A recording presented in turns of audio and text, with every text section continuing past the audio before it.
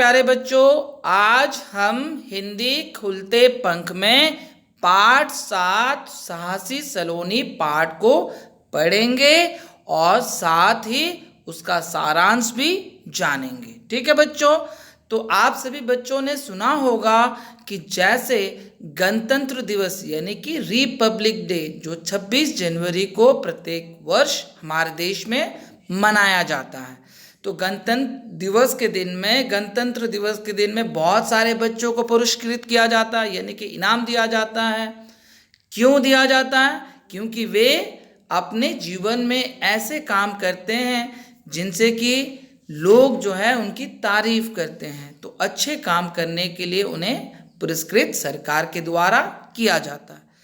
ठीक है बच्चों, तो आज जो हम कहानी करने जा रहे हैं, पढ़ने जा रहे हैं, तो वो है एक छोटी सी लड़की जिसका नाम था सलोनी। और उस छोटी सी लड़की ने क्या किया गांव वालों के लिए, तो चलो बच्चों अब हम विस्तार से कहानी को जानने की कोशिश करते हैं।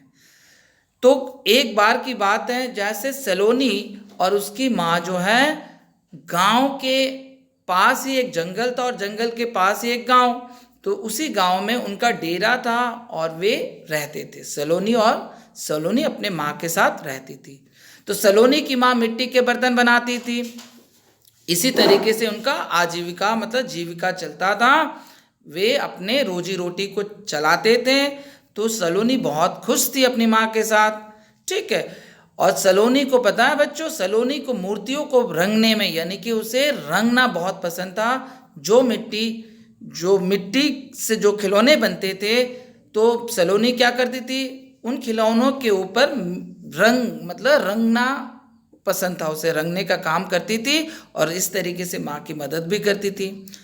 ठीक है, तो सप्ताह यानी कि हफ्ते में एक बार सलोनी की माँ को मूर्तियों को लेकर शहर जाना पड़ता था, ताकि वे उन मूर्तियों को बेच सके और पैसा कमा सके।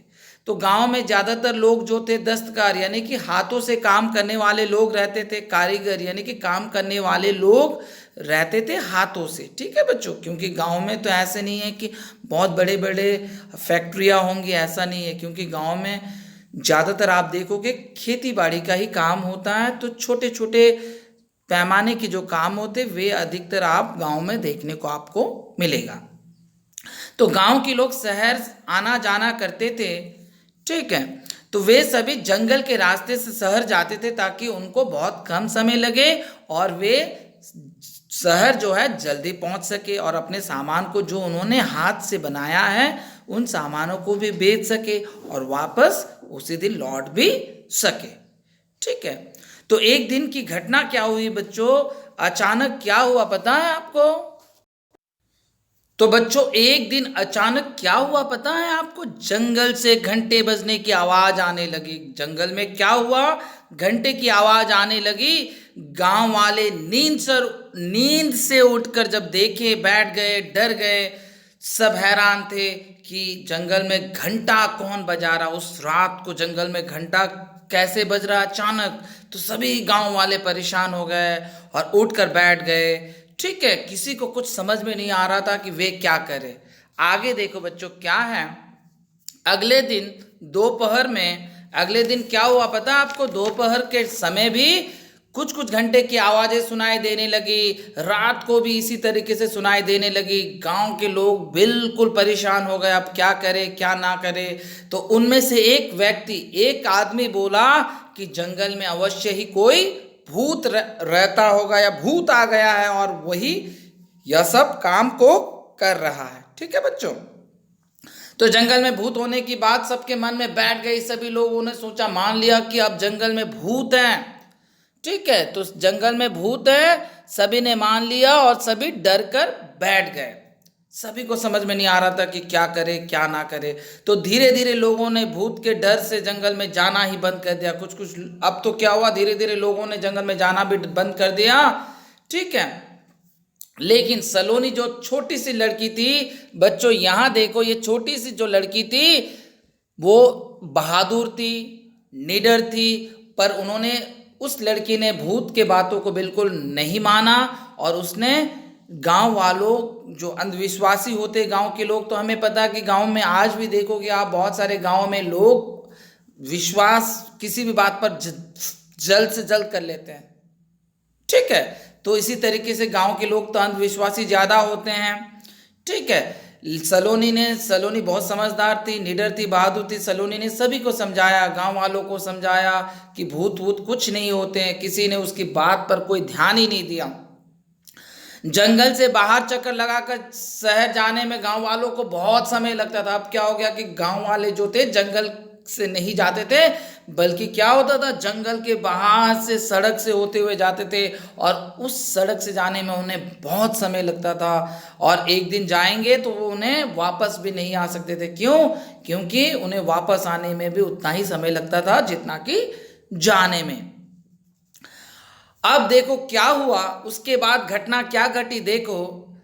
तो अचानक अब सलोनी की माँ को भी जाना पड़ा। सलोनी की माँ भी मूर्तियाँ बनाती थी, उसे भी जाना पड़ा। तो सलोनी की माँ को भी घूम के जाना पड़ता था। तो यह सब सलोनी ने जब देखी तो उसे अच्छा नहीं लगा। अब एक बार क्या हुआ, अचानक जो है सलोनी की माँ बीमार पड़ गई। अब सलोनी की माँ बीमार पड़ गई तो अब अगर मान लो अगर हमारे घर में अगर कोई हमारे काम करने वाले अगर बीमार पड़ जाएंगे, अगर काम पे नहीं जाएंगे तो क्या होगा बच्चों? क्या उन्हें पैसा मिल सकता है? नहीं मिल सकता।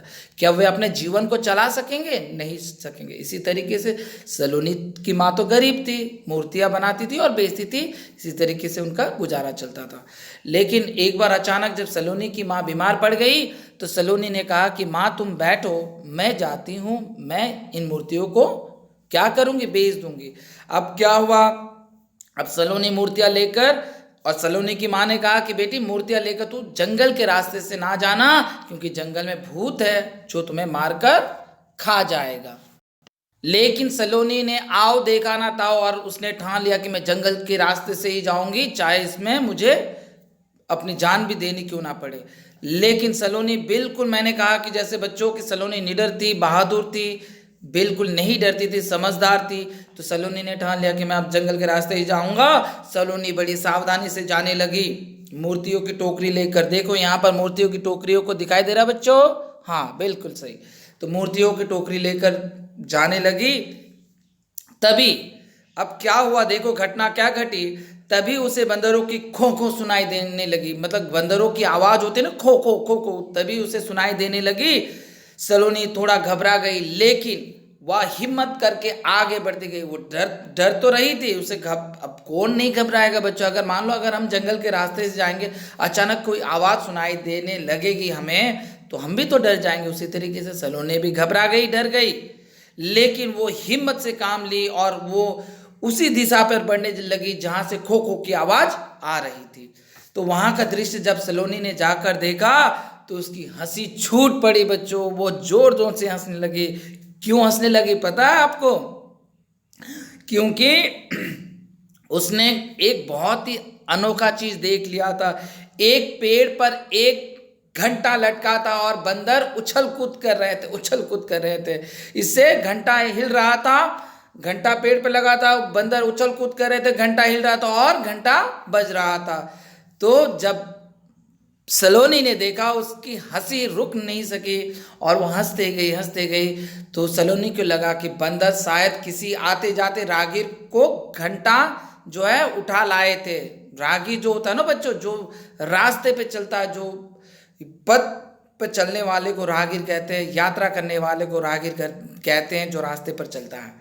तो उसे लगा, सलोनी को लगा कि पक्का ये हो सकता है कि ये जो है किसी मुसाफिर का, किसी व्यापारी का छीन कर इन्होंने रख लिया है, मतलब सलोनी ने सोचा। ठीक है, उसके बाद क्या हुआ बच्चों, देखो सलोनी शहर में दुकानदार को मूर्तियां देकर जल्दी ही गांव वापस भी लौट आई। जाते समय ये घटना घटी थी, आते समय नहीं घटी थी। तो अब उससे तो डर ही नहीं है भाई, अब वो तो समझ गई कि बंदरों का खेल है। तो फटाफट वो गई और जाकर वापस भी लौट आई।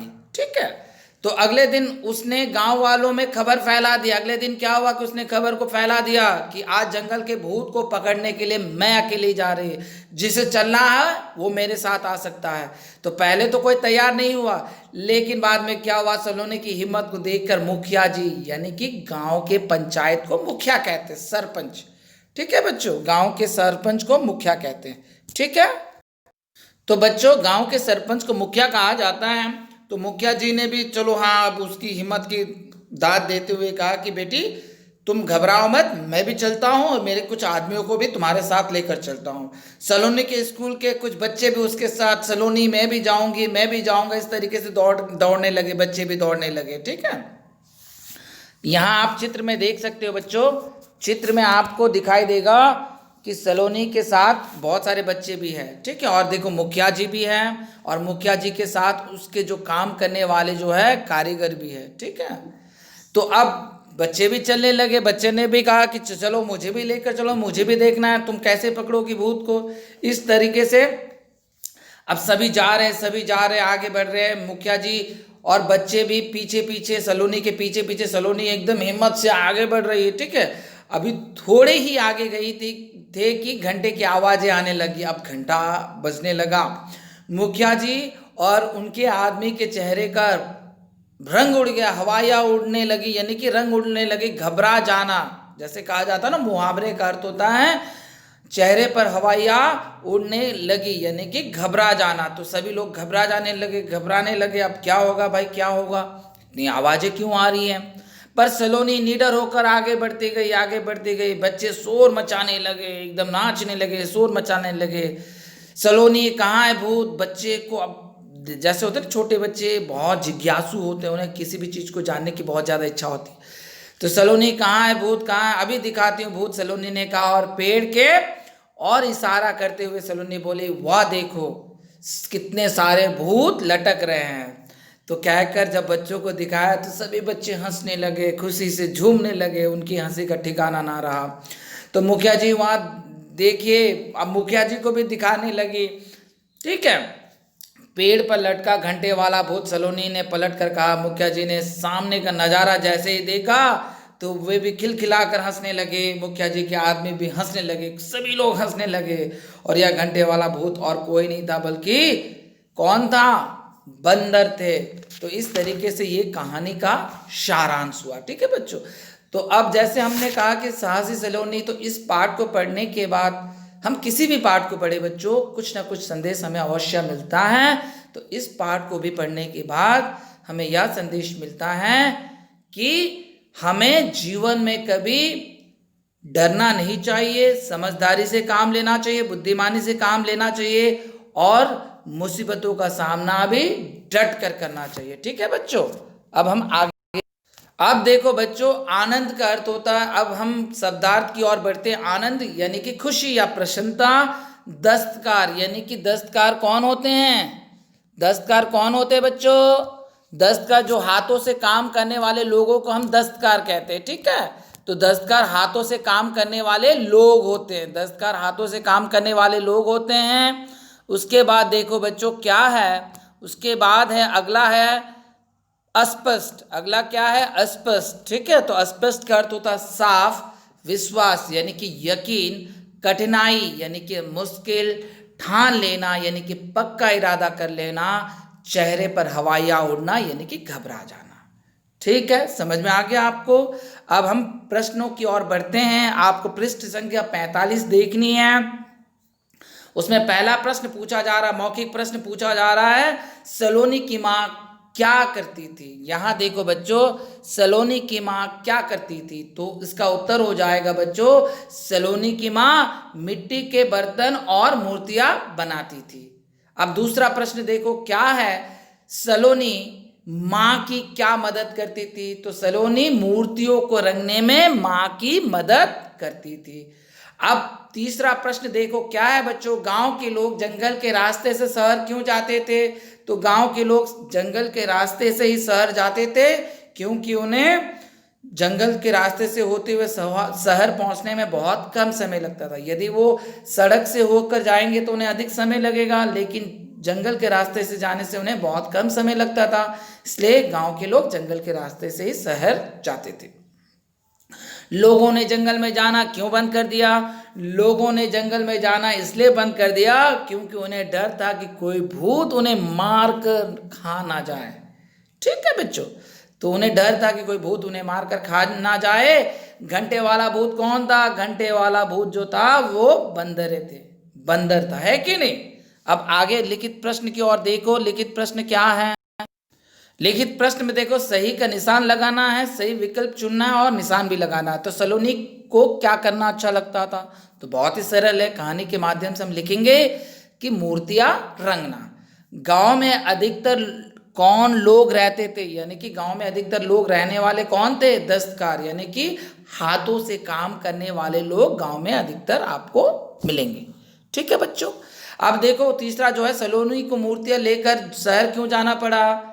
तो सलोनी को मूर्तियां लेकर शहर इसलिए जाना पड़ा क्योंकि एक दिन अचानक क्या हुआ, उसकी माँ की तबीयत खराब हो गई। तो उसकी माँ की तबीयत ठीक ना थी। ठीक। गांव वाले कैसे व्यक्ति थे? तो गांव वाले तो आपको पता ही है कि गांव के लोग ज्यादातर आप देखोगे अंधविश्वासी लोग होते हैं। ठीक है बच्चों। अब देखो प्रश्न 2 में अगर सोचो और लिखो, अगर प्रश्न की बात की जाए तो इस कहानी का कोई और शीर्षक लिखो। या शीर्षक तुमने क्यों रखा? तो इस कहानी का कोई और शीर्षक है सलोनी की चतुराई। मैंने यह शीर्षक इसलिए रखा है क्योंकि इसमें सलोनी ने अपनी चतुराई से गांव वालों की मदद की और उन्हें अंधविश्वास से भी मुक्ति दिलाई।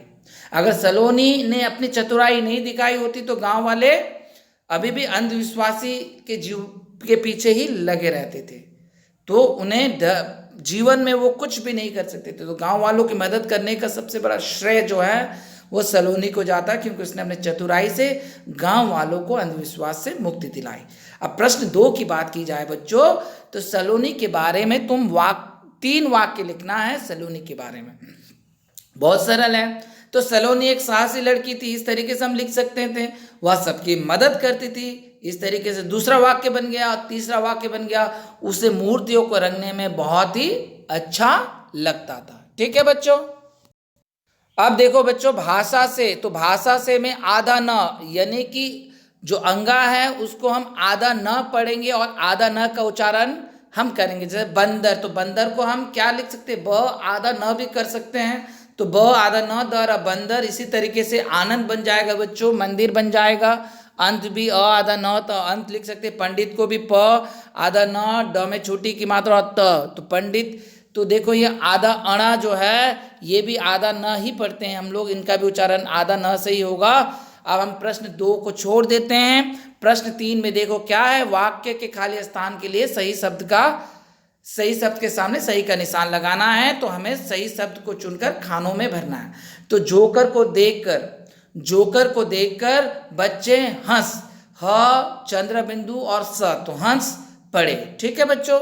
अब आगे देखो क्या हो जाए, अचानक आसमान में काली घंटा नहीं हो जाएगा बल्कि घटा हो जाएगा। घट में आटा घटा। तो मैंने आपके लिए पहले से ही लाल रंग में लिख रखे हैं, उन अक्षरों को आप देखो तो आपको और अच्छे से समझ में आ जाएगा। ग में देखो आप कहाँ, तो क हमें यहाँ और चंद्र बिंदु जो हो जाएगा कहाँ, मतलब किधर से कहाँ जा रहे हैं। अब देखो घ में देखो लंगूर की पूंछ होती है, प में बड़ी ऊ की मात्रा चंद्र बिंदु और छ, तो पूंछ लंबी होती है। ठीक। अब चौथे नंबर की बात की जाए तो उल्टे अर्थ यानी कि विलोम शब्द चुनकर खानों में हमें भरना है। तो कठिनाई का विलोम हो जाएगा बच्चों। देखो हमें दिए गए शब्दों की सहायता से इन खानों को भी भरना है। तो कठिनाई का अर्थ हो जाएगा सफलता, सरलता। माफ कीजिएगा बच्चों, कठिनाई का अर्थ होता है बच्चों सरलता, सफलता नहीं सरलता। ठीक है, सरलता लिखिए। बढ़ना यानी कि घटना। थोड़ा, देखो थोड़ा का उल्टा हो जाएगा बच्चों, विलोम हो जाएगा अधिक। निडर, डरपोक। अगला, पिछला। बाहर, अंदर। तो इस तरीके से विलोम शब्द बन गए। अब अंतिम जो प्रश्न है देखो बच्चों, इन्हें क्या कहते हैं लिखो। तो हमें हाथ के काम करने वाले, जो हाथों से जो काम करते हैं उन्हें हम बोलेंगे दस्तकार लोग। दस्तकार कहा जाता है हाथों से काम करने वाले। अब मूर्तियों को बनाने वाले लोगों को हम कहेंगे मूर्तिकार। ठीक। मिट्टी के बर्तन बनाने वाले लोगों को हम कहेंगे कुम्हार कहते हैं। हमने देखा है जो डरता ना हो उसे निडर कहते हैं, बहादुर भी कहते हैं। तो आशा करता हूं कि बच्चों आज जो हमने पाठ 7 जो है साहसी सैलूनी पाठ को किया, ये आपको अच्छे से समझ में आ गया होगा। धन्यवाद बच्चों।